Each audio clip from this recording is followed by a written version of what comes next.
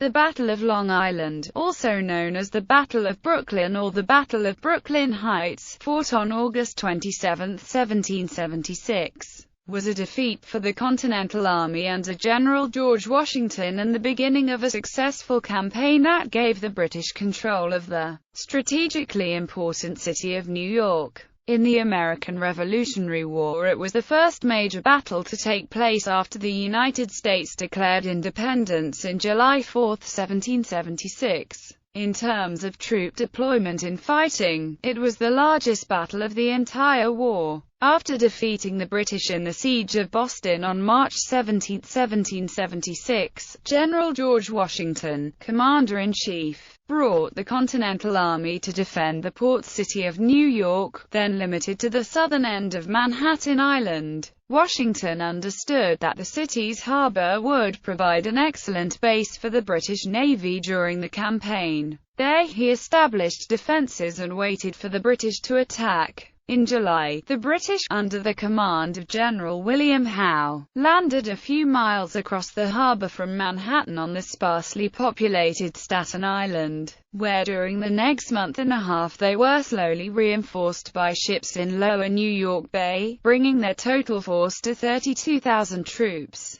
With the British fleet in control of the entrance to the harbor at the Narrows, Washington knew the difficulty in holding the city. Believing Manhattan would be the first target, he moved there the bulk of his forces. On August 22, the British landed on the shores of Gravesend Bay in southwest Kings County, across the Narrows from Staten Island and more than a dozen miles south from the established East River crossings to Manhattan. After 5 days of waiting, the British attacked American defenses on the Guan Heights. Unknown to the Americans, however, Howe had brought his main army around their rear and attacked their flanks soon after. The Americans panicked, resulting in 20% losses through casualty or capture. Although a standby 400 Maryland troops prevented a larger portion of the army from being lost, the remainder of the army retreated to the main defenses on Brooklyn Heights. The British dug in for a siege but, on the night of August 29-30, Washington evacuated the entire army to Manhattan without the loss of supplies or a single life. Washington and the Continental Army were driven out of New York entirely after several more defeats,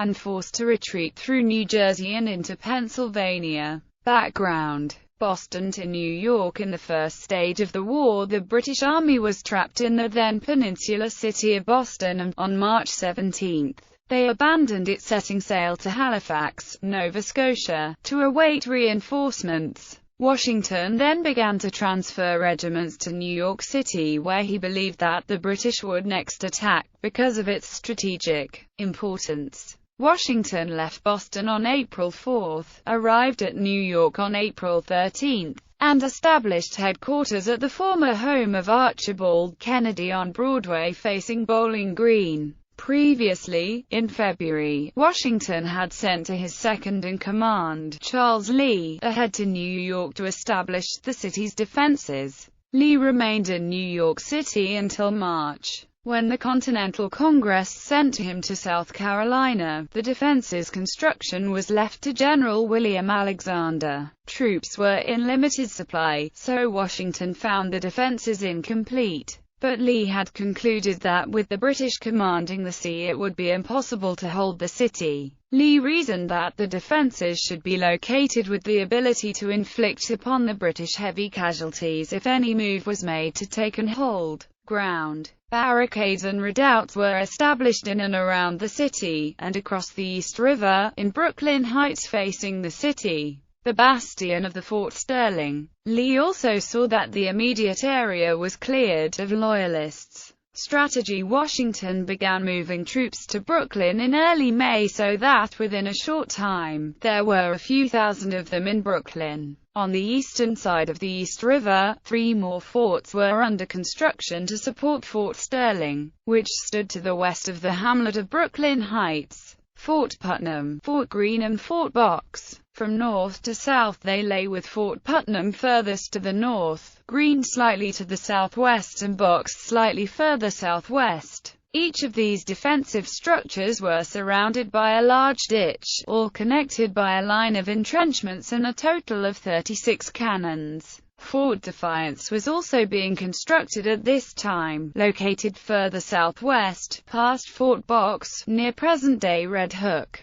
In addition to these new forts, a mounted battery was established on Governor's Island. Cannons were placed at Fort George facing Bowling Green and more cannons placed at the Whitehall Dock, which sat on the East River. Hulks were sunk at strategic locations to deter the British from entering the East River and other waterways. Washington had been authorized by Congress to recruit an army of up to 28,501 troops. He had only 19,000 troops when he reached New York. Military discipline was inadequate. Routine orders were not carried out, muskets were fired in camp, flints were ruined, bayonets were used as knives to cut food, and firearm readiness was lax. Petty internal conflict was common under the strain of so many people from different environments and temperaments in relative closeness. The commander of the artillery, Henry Knox, persuaded Washington to transfer 500 to 600 soldiers, who lacked muskets, to crew the artillery. In early June, Knox and Greene inspected the land at the north end of Manhattan and decided to establish Fort Washington. Another fort, Fort Constitution, later renamed Fort Lee, was planned for opposite Fort Washington on the Hudson River. The forts were hoped to discourage the British ships from sailing up the Hudson.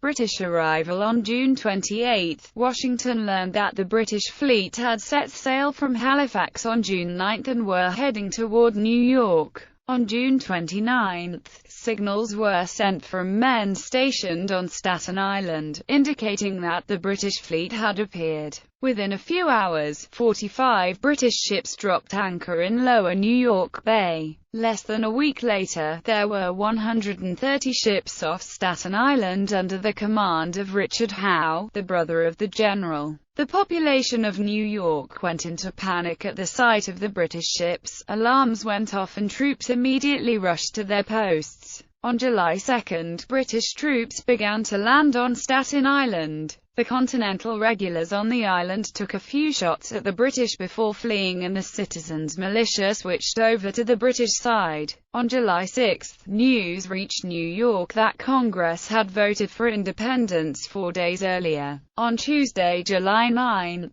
at 1800, Washington had several brigades march onto the commons of the city to hear the Declaration of Independence read. After the end of the reading, a mob ran down to Bowling Green, where, with ropes and bars, they tore down the gilded lead equestrian statue of George III of Great Britain. In their fury, the crowd cut off the statue's head, severed the nose, and mounted what remained of the head on a spike outside a tavern, and the rest of the statue was dragged to Connecticut and melted down into musket balls. On July 12, 2 British ships, the Phoenix and the Rose, sailed up the harbor toward the mouth of the Hudson. The American batteries stationed at Fort George, Red Hook and Governor's Island opened fire, but the British returned fire into the city. The ships sailed along the New Jersey shore and continued up the Hudson, sailing past Fort Washington and arriving by nightfall at Tarrytown, the widest part of the Hudson. The goal of the British ships was to cut off American supplies and encourage Loyalist support. The only casualties of the day were 6 Americans who were killed when their own cannon blew up. The next day, July 13, General Howe attempted to open negotiations with the Americans. Howe sent a letter to Washington delivered by Lieutenant Philip Brown, who arrived under a flag of truce. The letter was addressed George Washington, ESQ. Brown was met by Joseph Reed, who, on Washington's orders, had hurried to the waterfront accompanied by Henry Knox and Samuel Webb. Washington asked his officers whether it should be received or not, as it did not recognize his rank as general, and they unanimously said no. Brown was told by Reed that there was no one in the army with that address. On July 16, Howe tried again, this time with the address George Washington, ESQ, etc., etc., but it was again declined. The next day, Howe sent Captain Nisbet Balfour to ask if Washington would meet with Howe's adjutant face-to-face, and a meeting was scheduled for July 20. Howe's adjutant was Colonel James Patterson. Patterson told Washington that Howe had come with powers to grant pardons, but Washington said, "Those who have committed no fault want no pardon." Patterson departed soon after. Washington's performance during the meeting was praised in parts of the colonies. Meanwhile, British ships continued to arrive. On August 1, 45 ships with Generals Henry Clinton and Charles Cornwallis arrived, along with 3,000 troops. By August 12, 3,000 more British troops and another 8,000 Hessians had arrived. At this point the British fleet numbered over 400 ships, including 73 warships, and 32,000 troops were camped on Staten Island. Faced with this large force, Washington was unsure as to where the British would attack. Both Greene and Reed thought that the British would attack Long Island, but Washington felt that a British attack on Long Island might be a diversion for the main attack on Manhattan. Washington broke his army in half, stationing half of it on Manhattan, and the other half on Long Island. The army on Long Island was commanded by Greene. On August 20, Greene became ill and was forced to move to a house in Manhattan where he rested to recover. John Sullivan was placed in command until Greene was well enough to resume command. Invasion of Long Island at 5:10 a.m. On August 22, an advance guard of 4,000 British troops, under the command of Clinton and Cornwallis, left Staten Island to land on Long Island. At 8 a.m., all 4,000 troops landed on the shore of Gravesend Bay, unopposed. Colonel Edward Hand's Pennsylvanian riflemen had been stationed on the shore, but they did not oppose the landings and fell back, killing cattle and burning farmhouses on the way. By noon, 15,000 troops had landed on shore along with 40 pieces of artillery. As hundreds of Loyalists came to greet the British troops, Cornwallis pushed on with the advance guard, advancing 6 miles onto the island and establishing camp at the village of Flatbush. Cornwallis was given orders to advance no further. Washington received word of the landings the same day they occurred, but was informed that the number was 8,000 to 9,000 troops. This convinced Washington that it was the feint he had predicted, and therefore he only sent 1,500 more troops to Brooklyn, bringing the total troops on Long Island to 6,000. On August 24, Washington replaced Sullivan with Israel Putnam, who commanded the troops on Long Island. Putnam arrived on Long Island the next day along with 6 battalions. Also that day the British troops on Long Island received 5,000 Hessian reinforcements, bringing their total to 20,000. Although there was little fighting on the days immediately after the landing, some small skirmishes did take place with American marksmen armed with rifles picking off British troops from time to time. The American plan was that Putnam would direct the defenses from Brooklyn Heights while Sullivan and Sterling and the troops would be stationed on the Guan Heights. The Guan were up to 150 feet high and blocked the most direct route to Brooklyn Heights. Washington believed by stationing men on the heights that heavy casualties could be inflicted on the British before the troops fell back to the main defenses at Brooklyn Heights. There were 3 main passes through the heights: the Gowanus Road furthest to the west, the Flatbush Road slightly farther to the east, in the center of the American line where it was expected the British would attack, and the Bedford Road farthest to the east. Sterling was responsible to defend the Gowanus Road with 500 men, and Sullivan was to defend the Flatbush and Bedford Roads where there were 1,800 men respectively. 6,000 troops would remain behind at Brooklyn Heights. There was one lesser-known pass through the heights farther to the east called the Jamaica Pass. This pass was defended by just 5 militia officers on horses. On the British side, General Clinton learned of the almost undefended Jamaica Pass from local loyalists. Clinton drew up a plan and gave it to William Erskine to propose to Howe. Clinton's plan had the main army making a night march and going through the Jamaica Pass to turn the American flank, while other troops would keep the Americans busy in front. On August 26, Clinton received word from Howe that the plan would be used, and that Clinton was to command the advance guard of the main army of 10,000 men on the march through the Jamaica Pass. While they made the night march, General James Grant's British troops, along with some Hessians, a total of 4,000 men, would attack the Americans in front to distract them from the main army coming on the flank. Howe told Clinton to be ready to move out that night, August 26.